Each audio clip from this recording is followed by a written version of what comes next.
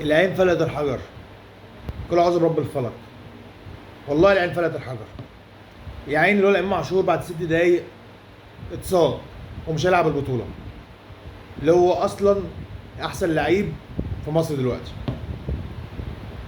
نبص نلاقي احمد نبيل كوكا اتصاب هو كمان.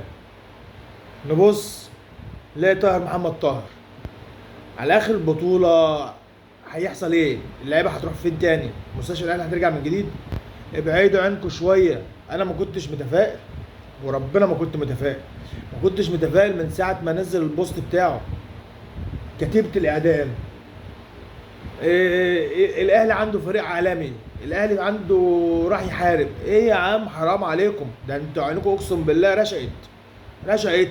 3 لعيبه ولسه بنقول بسم الله الرحمن الرحيم في اول ماتش واتصابوا. هنعمل ايه تاني؟ ابعدوا عنكم شويه عننا. خلي العيال تلعب. ماشي. تمام. سلام.